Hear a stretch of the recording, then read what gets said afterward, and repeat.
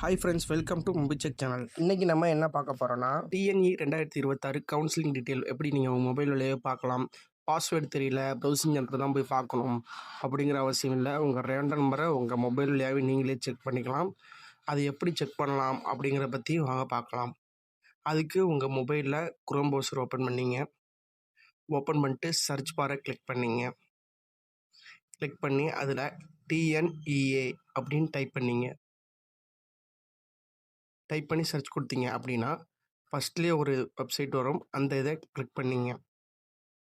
Click பண்ணிங்க அப்படின்னா next இந்த பேஜுக்கு தான் வரும்.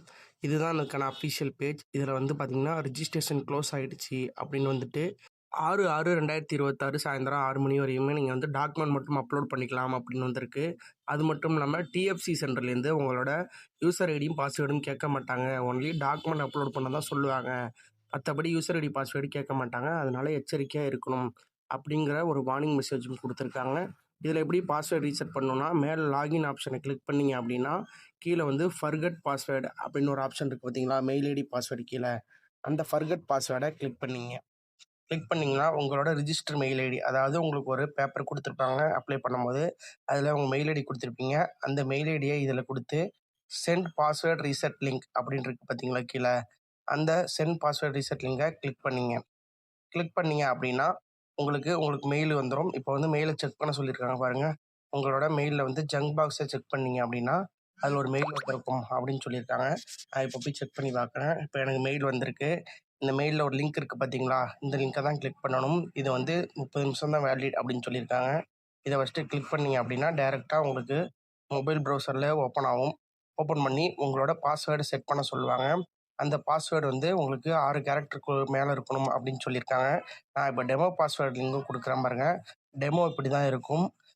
உங்களுக்கு வந்து ஒரு வந்து கேபிட்டல் லெட்டர், அப்புறம் ஸ்மால் லெட்டர் ஒரு 4 கேரக்டர், அப்புறம் வந்து சிம்பிள் 1, அப்புறம் நம்பர்ஸ் 1.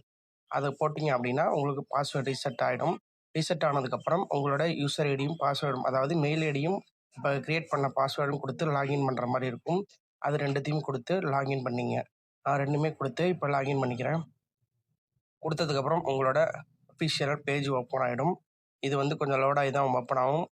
இப்போ எனக்கு ஓப்பன் ஆகிட்டுருக்கு. இப்போ பாருங்கள், எனக்கு ஓப்பன் ஆகிடுச்சு. இப்போ என்னோடய டீட்டெயில்ஸ் எல்லாமே இதில் ஃபில்லப் ஆகிடுச்சு. இப்போ சப்போஸ் நீங்கள் டாக்குமெண்ட் அப்லோட் பண்ணாமல் இருக்கீங்க அப்படின்னாலும் மேலே இருக்குது பார்த்தீங்களா, அப்லோட் சர்டிஃபிகேட்ஸ் அப்படின்னு ஒரு ஆப்ஷன் இருக்குது பார்த்தீங்களா, அந்த அப்லோட் சர்டிஃபிகேட்டை கிளிக் பண்ணிங்க. கிளிக் பண்ணிங்க அப்படின்னா நெக்ஸ்ட் பேஜில் வந்து டாக்குமெண்ட் அப்லோட் பண்ணாதவங்க இதில் அப்லோட் பண்ணிக்கலாம். ஆல்ரெடி அப்லோட் பண்ணி ப்ளீஸ் கொடுத்தவங்க இதை அப்லோட் பண்ண முடியாது.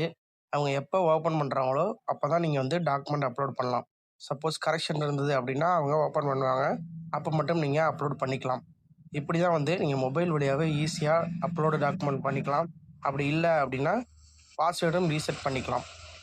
இதுபோல் தகவல்களை தொடர்ந்து கேட்க நம்ம சேனலை மறக்காமல் சப்ஸ்கிரைப் பண்ணிங்க. மேலும் தகவலுக்கு நம்ம சேனலில் இருக்கிற பெல் பட்டனையும் கிளிக் பண்ணிங்க.